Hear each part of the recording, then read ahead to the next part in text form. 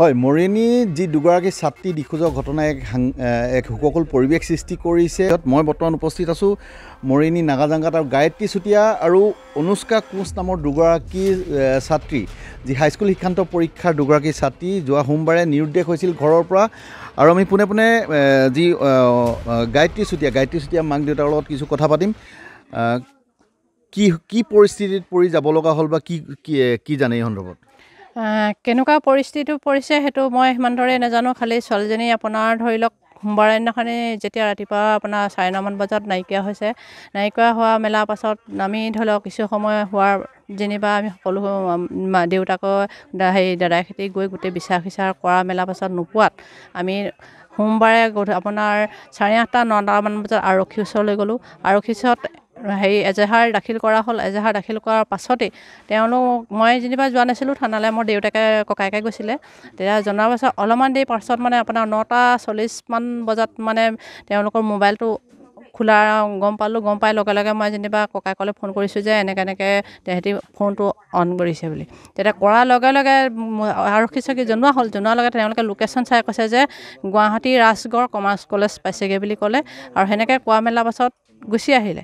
অহা মেলাৰ পাছত তেনেকৈ আহি আকৌ আপোনাৰ এতিয়া আজি মানে দিনটোত আজি শনিবাৰ দিনাখনি আপোনাৰ 9:30-10 সেনেকুৱা টাইমত মই টাইম চোৱা নাই যেনিবা। তেতিয়া আপোনাৰ অনুষ্কা মাহীয়েকলৈ মানে ফোন কৰিছিলে। ফোন কৰি মোৰ মোবাইললৈ কনফাৰেঞ্চ কৰি মোৰ ছোৱালীয়ে কৈছে যে মই ঘৰলৈ যাম নে ঘৰলৈ যাব লাগিব নে? মই বোলো আহা, কেলৈ নাহিবা, ঘৰলৈ আহা, খালি তোমালোক ক'ত আছা, কোন জেগা আছা, কেনেকৈ আছা সেইটো মানে সুধিলোঁ। তেতিয়া বোলে জেগাডোখৰ কথা তেওঁলোকে উল্লেখ নকৰিলে, কিন্তু আমি যাম, তেওঁলোকৰ লগত 5গৰাকী ছোৱালী আছে বুলি কৈছে। ক'ৰ ছোৱালী বুলি ক'লে? ছোৱালীকেইজনী ক'ৰ সেইটো খালি মোৰ আগত প্ৰকাশ নাই কৰা, খালি 20 তাৰিখে আমি ঘৰ পামগৈ বুলি ক'লে। ক'ত আছোঁ বুলি ক'লে? জেগাডোখৰ কথাও উল্লেখ তেওঁলোকে নাই কৰা। আপোনালোকে ক'ত আছে বুলি গম পাইছে? এতিয়া আপোনাৰ ধৰি লওক পৰহিৰ দিনাখনি এটা মেছেজ দিছিলে আমাৰ দেউতাকৰ ভণ্টিৰ ছোৱালীজনীলৈ। মেছেজটো দিয়াৰ লগে লগে তেখেতলোকে গৈ মানে আৰক্ষীক জনালে যে আৰক্ষীক দেখুওৱাৰ লগে লগে আৰক্ষীয়ে মানে লোকেশ্যনটো আপোনাৰ উৰিষ্যাৰ হেৰিটো দেখুৱাই মানে বেংগলোৰ হেৰিত গৈ আছে বুলি দেখুৱাইছে। আমি সেনেকৈয়ে গম পাইছোঁ আৰু যেনিবা উৰিষ্যা বা বেংগলোৰ ফালে লোকেশ্যন ট্ৰেক কৰিছে। কোন জড়িত আছে বুলি ভাবিছে, কিহৰ বাবে গৈছে বুলি ভাবিছে? এতিয়া জড়িত বুলি মানে এতিয়া আপোনাৰ ৰাতিপুৱা ফোন কৰাৰ পাছত আকৌ ফোন কৰিলে আপোনাৰ অনুষ্কাৰ দাদাকলৈ। তেতিয়া দাদাকেও মানে মোলৈ ফোন কৰি পেলাই এনেকৈ কথা পাতিব লৈছে বুলি দাদাকেও মোৰ লগত কনফাৰেঞ্চ কৰালে।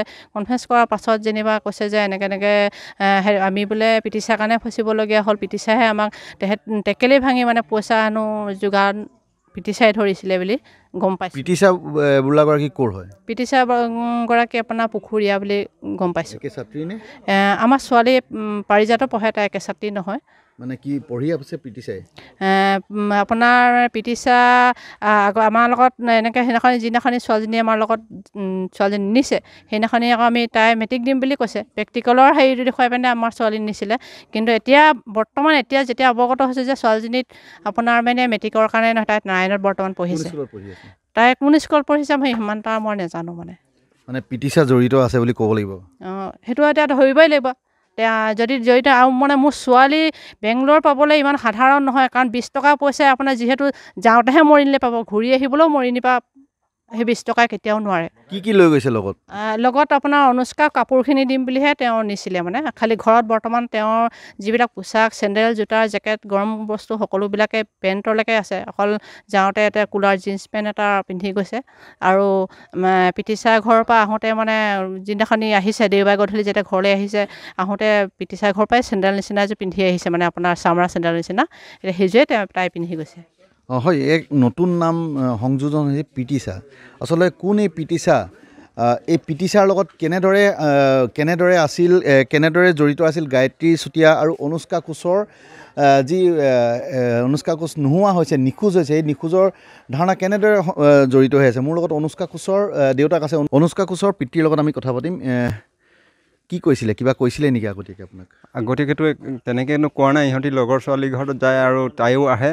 অহাৰ পিছত শনিবাৰ দিনটোত একেলগে ইমানকণ সময়তে সিহঁতি ঘূৰি মানে আমাৰ ৰাস্তাত আপোনাৰ ফিল্ডখনৰ ওচৰতে পালোঁ। মই সুধিলোঁ যে ঐ বুলি ক'লোঁ, তাৰপৰা মই আহিছোঁ বুলি ক'লে আমাৰজনীয়ে। তাৰপৰা তিনিজনী আহিলে, তিনিজনী অহাৰ পিছত ইয়ালৈ আহিলে, দুইজনীৰ নাম কুঁহি আৰু এই গায়ত্ৰী ঘৰৰ পৰা আকৌ ৰিটাৰ্ণ গুচি গ'ল। ৰিটাৰ্ণ গুচি পিনে পুখুৰীয়াত থাকিলেগৈ গৈ পিনে 2 দিন। আমি বোলে পুখুৰীয়াত আছোঁ বুলি ক'লে। পিছত গম পাই পিনে সোধ-পোছ কৰাৰ পিছত যে গায়ত্ৰী ঘৰত থকাটো হয় ওলালে, আৰু গায়ত্ৰীয়ে নিজে স্বীকাৰ কৰিলে আমাৰ ঘৰত আছে বুলি। আৰু গায়ত্ৰীয়ে আমাৰ ইয়াত কৈ থৈ গৈছে মানে দাদাৰ ঘৰত যে মই মেট্ৰিকৰ কেণ্ডিডেট। এতিয়া আমি ইতিমধ্যে গম পাইছোঁ তেওঁ সিহঁতে পিটিছাৰ নাম এটা ওলাইছে, পিটিছা বুলি। সেই পিটিছা কথাই কৈ আছোঁ। পিটিছা 9ৰ কেণ্ডিডেট।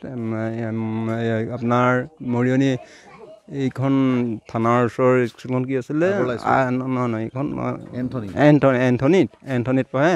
কিন্তু কথা হ'ল কেনেকৈ কি জড়িত কি কথা বা এইটোতো আমি নাজানো, বা হ'লেও সিহঁতিনো ক'ত ক'ব, নহয় জানো? আৰু কাৰোবাৰ নাম ওলাইছে নেকি? কিবা গম পাইছে নেকি? আৰক্ষীৰ ফালৰ পৰা একো গম পোৱা নাই। খালি আৰক্ষী কিমান আমি যেতিয়া ফোন এবাৰ হেৰি দিছিলে, আপোনাৰ ছুইচ অফ যেতিয়া অফ কৰি থৈ দিয়ে, অফ কৰি থোৱাৰ পিছত এবাৰ খোল খোৱাৰ পিছত লগে লগে মেছেজ আহিলে। লগে লগে মই তেতিয়া থানাতে আছিলোঁ, আৰক্ষীক ছাৰক দিলোঁ। মই দিয়া মতে চালে, তেতিয়া দেখুৱালে আপোনাৰ গুৱাহাটীৰ ৰাজগড় কমাৰ্চ কলেজ, সেইটো লোকেশ্যনটো দেখুৱালে। তাৰপিছত আকৌ এদিন মানে কি ফোন কৰিছিলে, মেছেজ এটা পঠাইছিলে যে মোলৈ পঠিওৱা নাই, তোৰ ঘৰৰ এয়ালৈ পঠিয়াইছিলে। তেতিয়া কৈছে যে আমি ঠিকে আছোঁ, দুইজনী ভালে আছোঁ, চিন্তা নকৰিবা, এনেকৈ বুলি মেছেজ। সেইটো লোকেশ্যন আকৌ আমি আৰক্ষী চকীক দিলোঁগৈ। তেতিয়া উৰিষ্যাত বুলি কৈছে আৰক্ষীয়ে। হয়, ধন্যবাদ। এয়া আছিল অনুষ্কা কোচৰ পিতৃ।